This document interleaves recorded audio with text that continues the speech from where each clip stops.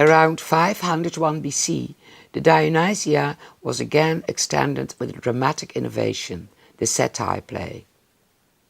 In Greek mythology, satyrs are half beast, half human companions of Dionysus, often depicted with horse tails and ears.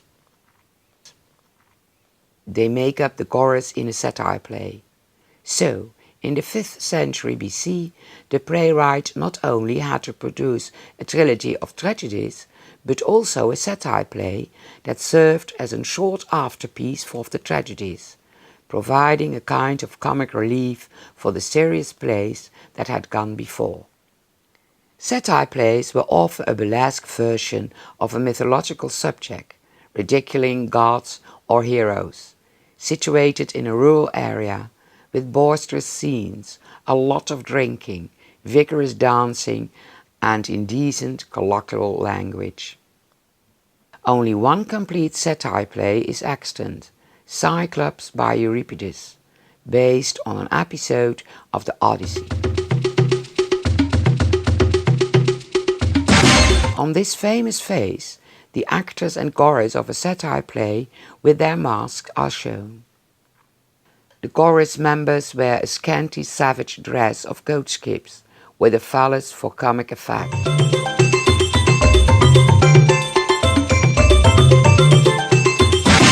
The structure of a satire play is similar to that of a tragedy. Play episodes alternate with choric odes.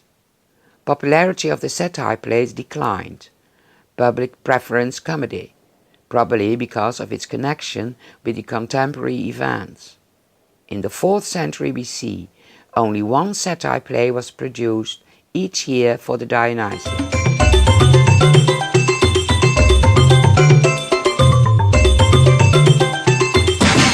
In 487 BC, the city of Dionysia was extended with the last major dramatic form, the comedy plays. 5 comic writers presented a single play, probably on each of 5 days of the Dionysia. The general structure of old comedy was similar to that of tragedy. Play episodes and chorus alternated rhythmically. However, the chorus of old comedy was often composed of non-human creatures, such as wasps, frogs, or even clouds.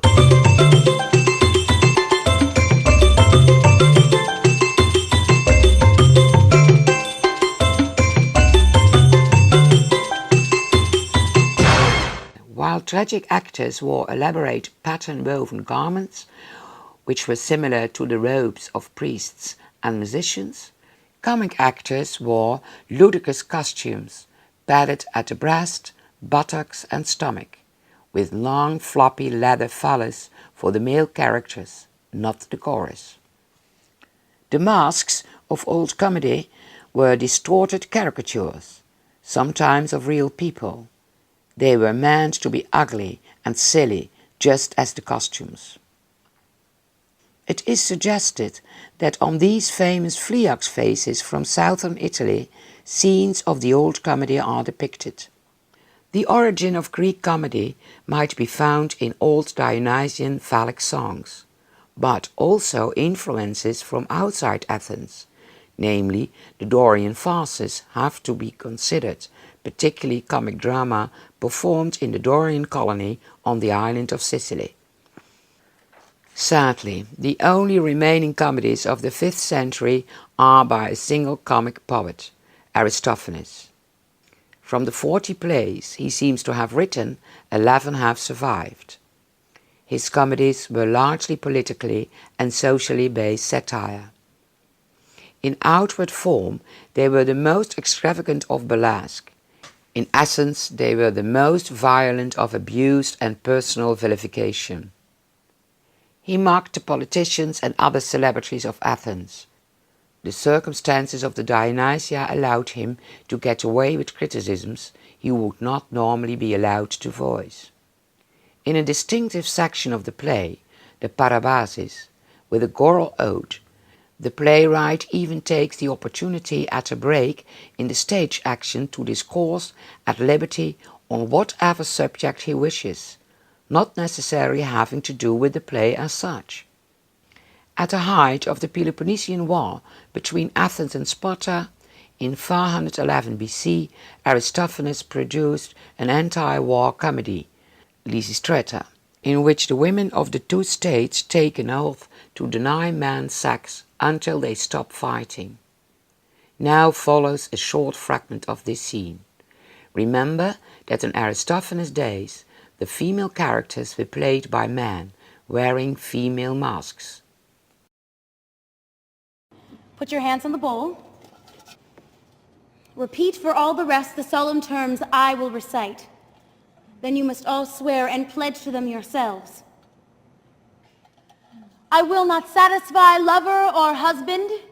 I will not satisfy lover or husband. Albeit he come to me erect. Albeit he come to me erect. Oh, Lysistrata, I cannot bear it. I will live unmounted.